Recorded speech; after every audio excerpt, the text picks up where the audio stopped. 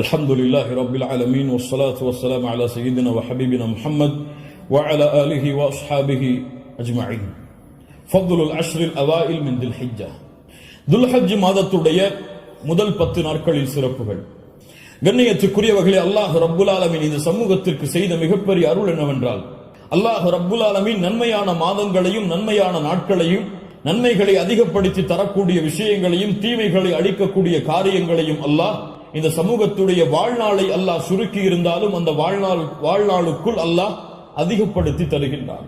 ரமதான் முடிந்தால் அடுத்த நன்மைகள், அந்த மாதம் முடிந்தால் அடுத்த நன்மைகள் என்று அல்லாஹ் ரப்புல் ஆலமீன் ஒவ்வொரு மாதமும் சில நாட்களை அல்லாஹ் கணக்கிட்டு அந்த நாட்களில் அல்லாஹ் ரப்புல் ஆலமீன் அருள் செய்து மூமின்களுடைய ஈடேற்றத்திற்கு அல்லாஹ் ரப்புல் ஆலமீன் உதவி செய்கின்றான். கண்ணியத்துக்குரியவர்களே, அந்த அடிப்படையில் ரமதானுடைய மாதத்திற்கு பிறகு அல்லாஹ்விடத்திலே மிக கண்ணியமான, அல்லாஹ்விடத்திலே மிக சிறப்பு பெற்ற நாட்களை இன்ஷா அல்லாஹ் நாம் அடைய போகின்றோம். அந்த நாட்கள் தான் துல்ஹஜ் மாதத்துடைய முதல் 10 நாட்கள்.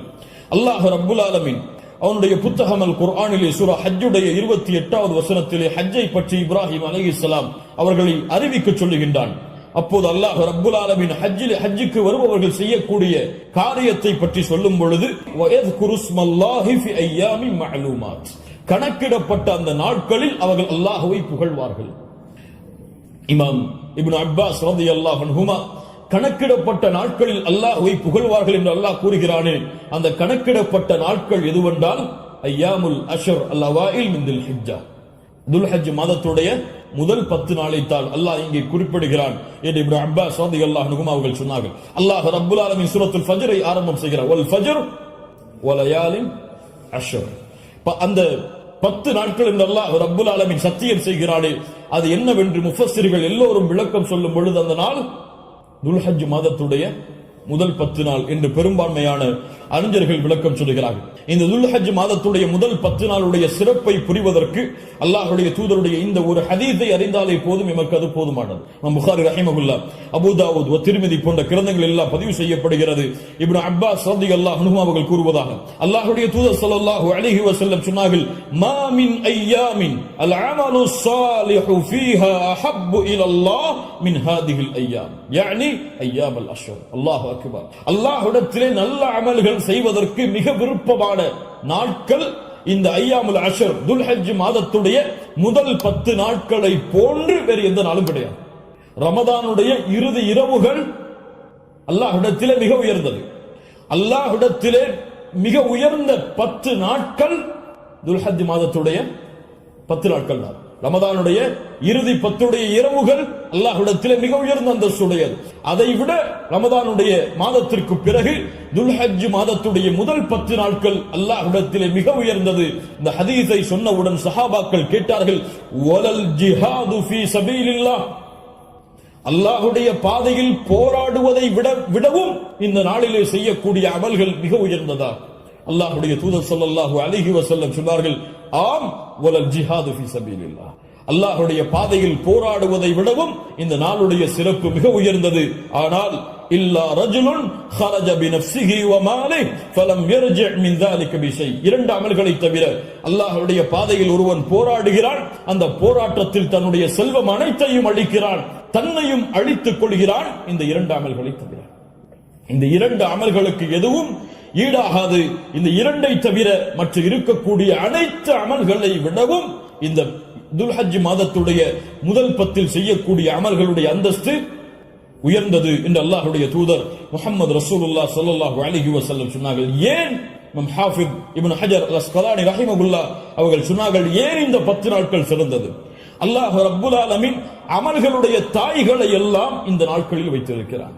வேறு எந்த நாட்களிலும் செய்ய முடியாத அமல்களை அல்லாஹ் இந்த நாளிலே வைத்திருக்கிறார். ஏன்?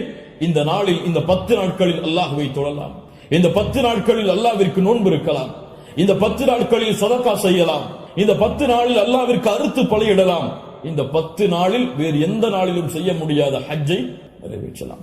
எல்லா அமல்களும் ஒன்று சேரக்கூடிய நாட்களாக இந்த 10 நாட்கள் இருப்பதால் அல்லாஹ்விடத்திலே அல்லாஹ்வுடைய கணக்கீட்டுடைய நாட்களில் இந்த நாட்களை போன்ற அந்தஸ்துடைய நாட்கள் கிடையாது என்று இமாம் ஹாஃபிஸ் இப்னு ஹஜர் அஸ்கலானி ரஹிமஹுல்லாஹ் அவர்கள் சொன்னார்கள்.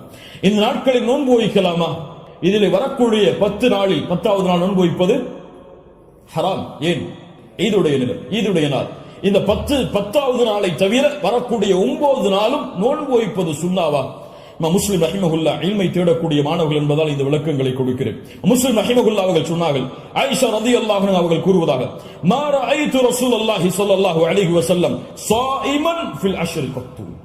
கொஞ்சம் குழப்பமா இருக்கும், புரிய முயற்சி. அல்லாஹ்வுடைய தூதர் துல்ஹஜ் மாதத்துடைய முதல் 10 நாட்களும் ஒருபோதும் நோன்பு வைத்ததில்லை. யாருடைய அறிவிப்பு? ஹப்ஸா ரலியல்லாஹு அன்ஹா யார்? அல்லாஹ்வுடைய தூதருடைய மனைவிதான். நஸை போன்ற கிரந்தங்களில் சஹீஹான அறிவிப்பாக பதிவு செய்யப்படுகிறது, லம் யத ரசூலுல்லாஹி ஸல்லல்லாஹு அலைஹி வஸல்லம் ஸியாம திஸ்இல் ஹிஜ்ஜா. அல்லாஹ்வுடைய தூதர் ஸல்லல்லாஹு அலைஹி வஸல்லம் துல்ஹஜ் மாதத்துடைய முதல் 9 நாளும் எப்போதும் நோன்பை விட்டதில்லை. ஒரு ஹதீஸ் என்ன சொல்கிறது? இப்ப இரண்டுக்கும் முரண்பாடு வருகிறது, இரண்டையும் மறுத்து விடலாமா? இப்போ உலமாக்கள் இரண்டையும் எப்படி சேர்த்து புரிவது என்பதை சொல்லுகிறார். இதான் ஃபஹ்மு ஃபில் இல்ம், இல்மை புரிந்து கொள்வதுடைய அடிப்படை. எப்படி இரண்டையும் சேர்த்து பார்ப்பது? ஆயிஷா ரலியல்லாஹு அன்ஹா என்ன சொல்கிறார்கள்? முதல் இரண்டு அடிப்படைகள் புரிவது. முதல் அடிப்படை, ஆயிஷா ரலியல்லாஹு அன்ஹா என்ன சொல்கிறார்கள்? அல்லாஹ்வுடைய தூதர் 10 நாளும் துல்ஹஜ் மாதத்திலே நோன்பு வைத்ததில்லை. ஏன் 10 நாளும் ஒருவரால் நோன்பு வைக்க முடியாது? ஏன்? 10வது நாளில் ஈத் வருகிறது. அதனால் அல்லாஹ்வுடைய தூதர் 10 நாளும் என்று சேர்த்து சொல்கிறார்களே தவிர முதல் 9 நோன்பு வைக்கவில்லை என்று ஆயிஷா ரலியல்லாஹு அன்ஹா சொல்லவில்லை. 10 நாளும் சேர்த்து நோன்பு வைக்கவில்லை என்று ஆயிஷா ரலியல்லாஹு அன்ஹா சொல்கிறார்கள் என்று புரிந்தால் இது சிறந்தது. அப்படியும் இல்லை என்றால் ஹதீஸ் கலையிலே ஒரு சட்டம் இருக்கிறது, கவுலுல் முஸ்பித் முகத்தமுன் அலா கவுலின் நஃபி. மறுக்கக்கூடியவருடைய சொல்லை விட உறுதிப்படுத்தக்கூடியவருடைய சொல்லுக்கு பலம் அதிகம். மறுப்பவர் மறதியில் மறுக்கலாம், ஆனால் உறுதிப்படுத்துபவர் மறதியிலோ அல்லது இட்டுக்கட்டப்பட்ட நிலையிலோ உறுதிப்படுத்த மாட்டார். ஒன்று பார்க்காமல் இருக்கலாம், அல்லாஹ்வுடைய தூதருடைய வாழ்வில் அவர்கள் அதை பார்க்காமல் இருக்கலாம். அந்த நாளில் அல்லாஹ்வுடைய தூதர் ஆயிஷா ரலியல்லாஹு அன்ஹாவோடு இல்லாமல் இருந்திருக்கலாம். ஆனால் ஹஸ்ஸா ரலியல்லாஹு அன்ஹா உறுதிப்படுத்துகிறார்கள். உறுதிப்படுத்துபவர் மறதியில் உறுதிப்படுத்த முடியாது, உறுதிப்படுத்துபவர் பார்க்காமல் உறுதிப்படுத்த முடியாது. அதனால் இந்த சட்டத்தின் அடிப்படையிலும் அல்லாஹ்வுடைய தூதர் 9 நாள் நோன்பு வைத்தார்கள் என்ற ஹதீஸ் தான் உயர்ந்த தரமுடையது என்று ஹதீஸ் கலையுடைய அறிஞர்கள் விளக்கம் சொல்கிறார்கள்.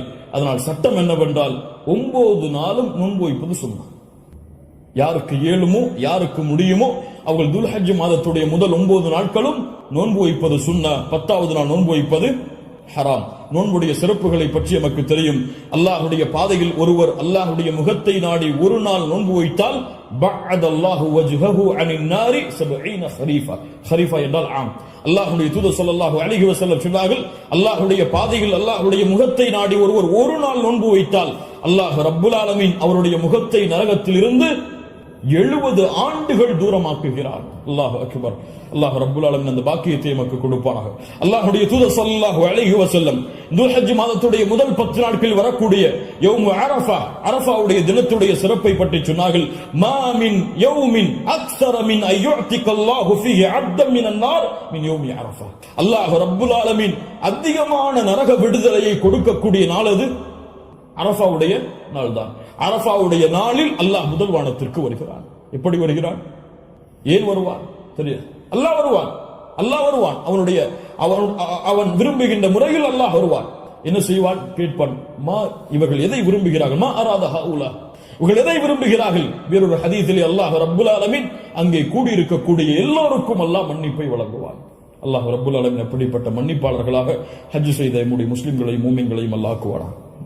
அல்லாஹ்வுடைய தூதர் ஸல்லல்லாஹு அலைஹி வஸல்லம் சொன்னார்கள், அரஃபாவுடைய அந்த இடத்தில் ஒன்று கூற முடியாத மூமின்களை, ஹஜ்ஜுக்கு செல்ல முடியாத மூமின்களுக்கு அல்லாஹ்வுடைய தூதர் சொன்னார்கள், ஸியாமு யௌமி அரஃபா, அரஃபாவுடைய நாளில் நோன்பு வைப்பது அவருடைய முன் சென்ற ஒரு வருடத்துடைய பாவத்திற்கும் பின் சென்ற ஒரு வருடத்துடைய பாவத்திற்கும் பாவ மன்னிப்பாக இருக்கும். அல்லாஹ் அக்பர். முன் சென்ற வருடத்துடைய ஒரு வருட பாவம் பின் சென்ற வருடத்துடைய ஒரு வருட பாவத்திற்கு மன்னிப்பாக அமையும் என்று அல்லாஹ்வுடைய தூதர் ஸல்லல்லாஹு அலைஹி வஸல்லம் சொன்னார்கள். அல்லாஹ்வுடைய தூதர் ஸல்லல்லாஹு அலைஹி வஸல்லம் சொன்னார்கள், அஃதலுத் துஆ துஆஉ யௌமி அரஃபா, துஆக்களில் மிக சிறந்தது அரஃபாவுடைய தினத்தில் கேட்கப்படும் துஆவாகும். அல்லாஹ்வுடைய தூதர் ஸல்லல்லாஹு அலைஹி வஸல்லம் சொல்லிவிட்டு சொன்னார்கள், நானும் எனக்கு முன்னால் சென்ற நபிமார்களும் கூறிய வார்த்தைகளில் மிக சிறந்தது எது? லா இலாஹா இல்லல்லாஹ் வஹ்தஹு லா ஷரீக லஹ், லா இலாஹ இல்லல்லாஹ் வஹ்தஹு லா ஷரீக லஹ். இதுதான் மிகச்சிறந்தது அரஃபாவுடைய தினத்தில் கேட்கப்படக்கூடிய துஆ. கண்ணியத்துக்குரியவர்களே, இந்த 10 நாட்கள் அதிகமான அமல் செய்யக்கூடிய மூமின்களாக இருப்போம். இந்த 10 நாளை எப்படி கண்ணியப்படுத்த வேண்டுமோ அந்த கண்ணியப்படுத்தினால் அல்லாஹ் ரப்புல் ஆலமீன் இந்த நாட்களுக்குரிய கூலியை எமக்கு கொடுப்பான். இறுதியாக சுருக்கமாக 5 நிமிஷம் கடமையுடைய ஒரு சிறிய சட்டம் என்னவென்றால், அல்லாஹ் ரப்புல் ஆலமீன் உதுஹியா என்றால் அல்லாஹுடைய பெயரை கொண்டு அல்லாஹுடைய முகத்தை நாடி ஒட்டகத்தையோ மாட்டையோ ஆட்டையோ யௌமுன் நஹர் யௌமுல் ஈத் அன்று அல்லது அய்யாமுத் தஷ்ரீக் அதற்கு தொடர்ந்து வரக்கூடிய 11, 12, 13 இந்த நாட்களில் அல்லாஹ்வை நெருங்குவதற்காக இந்த 3 விலங்கினங்களையும் அறுத்து பலியிடுதல் தான் உதுஹியா. அல்லாஹ் ரப்புல் ஆலமீன் கூறுகிறான், இன்னா அத்தய்னாக அல் கௌசர். அல்லாஹ் ரப்புல் ஆலமீன் நபியே கௌசர் என்ற தடாகத்தை உமக்கு வழங்குகிறான். அதனால் ஃபஸல்லி லிரப்பிக வன்ஹர், அல்லாஹ்வை தொழு, அல்லாஹ்விற்கு அறுத்து பலியிடுங்கள். வன்ஹர் வஸ்பஹ், அல்லாஹ்விற்கு அறுத்து பலியிடுங்கள் என்று அல்லாஹ் ரப்புல் ஆலமீன் கட்டளையிடுகிறான். இந்த உதுஹியாவுடைய விஷயத்தில் உலமாக்கள் மத்தியிலே கருத்து வேறுபாடு இருக்கிறது. சில உலமாக்கள் சொல்கிறார்கள் உதுஹியா என்பது வாஜிப், அதை விட்டால் பாவம். உதுஹியா வாஜிப், அது விட்டால் பாவம். ஆனால் ஜும்ஹூர் அஹ்லுல் இல்ம் உலமாக்களுடைய ஒட்டுமொத்த கூட்டத்துடைய கருத்து என்னவென்றால், பெரும்பான்மையான உலமாக்களுடைய கூட்டத்துடைய கருத்து என்னவென்றால், உதுஹியா சுன்னah, விட்டால் மக்ரூஹ், விட்டால் வெறுக்கத்தக்கது. அல்லாஹ்வுடைய தூதர் தங்களுடைய இறுதி 10 ஆண்டுகளில் ஒருபோதும் உதுஹியாவை தாங்கள் கரத்தால் அறுப்பதை விடவில்லை. இது சுன்னah, ஆனால் விட்டால் பெரும்பாவம் கிடையாது, வெறுக்கத்தக்கது. கண்ணியத்துக்குரியவர்களை யாருக்கு அல்லாஹ் வசதி செய்திருக்கிறானோ அவர்கள் எவ்வளவு விலங்கின அந்த ஆடுகளையோ மாடுகளையோ ஒட்டகங்களையோ அறுத்து பலியிட முடியுமோ அவர்கள் அறுத்து பலியிடலாம். ஒருவருக்கு ஒரு ஆடுதான். ஒரு மாட்டை ஒருவர் முழுவதாக அறுப்பதற்கு அவருக்கு செல்வம் இருந்தால், வசதி இருந்தால் அறுக்கலாம். அல்லது அந்த மாட்டை 7 பேர் பங்கு கொள்ளலாம். ஒட்டகமாக இருந்தால் அவர்களும் அதில் 7 பேர் பங்கு கொள்ளலாம். இப்படி ஒரு ஆட்டை ஒருவர், மாடை 7 பங்காக வைக்கலாம், ஒட்டகத்தை 7 பங்காக வைக்கலாம். அல்லது ஒட்டகம் முழுவதையும் ஒருவர் கொடுக்கலாம், மாடு முழுவதையும் ஒருவர் கொடுக்கலாம். 2 ஆடுகள் 3 ஆடுகள் என்று ஏழைகளுடைய கஷ்டங்களை நீக்க அல்லாஹ்வுடைய முகத்தை நாடுபவர்கள் எவ்வளவு அல்லாஹ் அவர்களுக்கு செல்வத்தை விசாலப்படுத்தி இருக்கிறாரோ அவ்வளவு அவர்களும் விசாலப்படுத்தலாம். அந்த விலங்கினங்களுடைய சட்டம் என்ன? ஆடாக இருந்தால் 1 வருடம் பூர்த்தியாக இருக்க வேண்டும், 2வது வருடத்தில் நுழைந்திருக்க வேண்டும். மாடாக இருந்தால் 2 வருடங்கள் பூர்த்தியாக இருக்க வேண்டும், 3வது வருடத்தில் அது நுழைந்திருக்க வேண்டும். ஒட்டகமாக இருந்தால் 5 வருடம் பூர்த்தியாக இருக்க வேண்டும், 6வது வருடத்தில் அது நுழைந்திருக்க வேண்டும். யாருக்கெல்லாம் ஒரு முழு குடும்பமாக ஒரே இடத்திலே ஒரே உணவை சாப்பிட்டு வசித்தால் அந்த முழு குடும்பத்திற்கும் ஒரு ஆடு போதுமானது, அல்லது முழு குடும்பத்திற்கும் ஒரு மாடு போதுமானது, அந்த முழு குடும்பத்திற்கும் ஒரு ஒட்டகம் போதுமானது. ஒரு குடும்பம் மொத்தமாக ஒரே இடத்திலே ஒரே உணவை சாப்பிட்டு இருந்தால், தனித்தனியாக வேறு வேறு உணவுகளை வைத்திருந்தால் அவர்கள் தனித்தனியாக உதுஹியாவை அவர்கள் கொடுக்க வேண்டும். கண்ணியத்துக்குரியவர்கள், இந்த முறையில் இந்த வணக்க வழிபாட்டை செய்வதற்கு அல்லாஹ் எமக்கு உதவி செய்வானாக. லை யனாலல்லாஹு லுஹூமுஹா வலா திமாஉஹா, இதனுடைய மாமிசங்களோ இரத்தங்களோ அல்லாஹ்வை சென்றடைவதல்ல. வலாக்கின் யனாலுஹு தக்வா மின்கும், உங்களுடைய உள்ளத்தில் இருக்கக்கூடிய தக்குவாதான் அல்லாஹ்விடத்தில் சென்றடைகிறது. கண்ணியத்துக்குரியவர்கள், நபி இப்ராஹிம் அலைஹிஸ்ஸலாம், இஸ்மாயில் அலைஹிஸ்ஸலாம் அவருடைய தியாகத்தை நினைவு கூறும் பொருட்டு இப்ராஹிம் அலைஹிஸ்ஸலாம் தன்னுடைய மகனை அல்லாஹ் அறுக்க கட்டளையிட்ட போது, நான் அறுக்க தயாராகிறேன் என்று இப்ராஹிம் அலைஹிஸ்ஸலாம் அல்லாஹ்விற்காக தன்னுடைய அல்லாஹ்வுடைய கட்டளையை ஏற்க துணிந்ததை போன்று, யா அல்லாஹ் நீ கூறினால் எதையும் செய்வதற்கு நான் தயார் என்ற தன்மையை வெளிப்படுத்துவதற்கு தான் இந்த யௌமுன் நஹர் யௌமுல் ஈதுடைய தினத்தில் ஆடுகளையோ மாடுகளையோ ஒட்டகங்களையோ அறுக்கக்கூடிய கட்டளை அல்லாஹ் கொடுத்திருக்கிறார். இது ஒரு சடங்காகவோ சம்பிரதாயமாகவோ இல்லாமல் அல்லாஹ்விற்காக செய்யப்படக்கூடிய வணக்க வழிபாடாக எண்ணி இன்று நியத்து வையுங்கள். அல்லாஹ் எனக்கு கொடுத்த செல்வத்தின் அடிப்படையில் இன்ஷா அல்லாஹ் இதை நான் விசாலப்படுத்துவேன். என்னால் எவ்வளவு முடியுமோ அவ்வளவு அல்லாஹ்வுடைய பாதையில் அறுத்து பலியிட்டு ஏழைகளுக்கும் நானும் அதிலிருந்து உண்பேன். கண்ணியத்துக்குரியவர்களை, சிறந்தது என்னவென்றால் நாம் வாழக்கூடிய இடங்களில் அறுத்து பலியிடுதல் தான் சிறந்தது. நாம் வாழாத ஊர்களில் அறுத்து பலியிடுதல் சிறந்தது கிடையாது, உலமாக்களுடைய குர்ஆன் சுன்னாவுடைய ஆதாரங்களின் அடிப்படையில். அதனால் நாம் அறுத்து முழுவதுமாக நாம எடுத்துக்கொள்ளலாம், அல்லது ஏழைகளுக்கு முழுவதுமாக கொடுக்கலாம், உறவினர்களுக்கு முழுவதுமாக கொடுக்கலாம். இதில் ஹதீஸ் அடிப்படையில் தெளிவான ஆதாரங்கள் எவ்வளவு பங்குகளை வைக்க வேண்டும் என்பதற்கு கிடையாது. ஆனால் 3 பங்காக வைத்து கொடுக்கப்பட வேண்டும் என்பது ஹதீஸ் கலையிலே ஹதீஸிலிருந்து இஜ்திஹாத் அதை ஆய்வு செய்து முடிவெடுத்த உலமாக்கள் இப்னு கையிம் போன்றவர்கள் 3 பங்காக அதை வைத்து பங்கிட வேண்டும் என்று விளக்கம் சொல்கிறார்கள். இன்ஷா அல்லாஹ் அதுவும் சிறந்ததுதான். ஒரு பங்கு எமக்கு, இன்னொரு பங்கு உறவினர்களுக்கு, இன்னொரு பங்கு ஏழைகளுக்கும் கொடுத்து உதவலாம், அல்லது பங்குகள் முழுவதுமாக ஏழைகளுக்கும் கொடுக்கலாம், அதிலிருந்து நாமும் முழுவதுமாக சாப்பிடலாம். இதில் எந்த தவறும் கிடையாது. அல்லாஹ் ரப்புல் ஆலமீன் இன்னும் விளக்கங்கள் உங்களுக்கு தேவை இருந்தால் உலமாக்களை அணுகி அதை கேட்டுக்கொள்ளுங்கள். அல்லாஹ் ரப்புல் ஆலமீன் இந்த இறுதி 10 நாட்களை கண்ணியப்படுத்தக்கூடிய இந்த இறுதி 10 நாட்களில் அதிகமான அமல்களை செய்து அல்லாஹ்வுடைய பொருத்தத்தை பெறக்கூடிய நல்மக்களாக அல்லாஹ் ரப்புல் ஆலமீன் என்னையும் உங்களையும் ஆக்கி அருள் புரிவானாக. அஸ்ஸலாமு அலைக்கும் வரஹ்மத்துல்லாஹி வபரகாத்துஹு.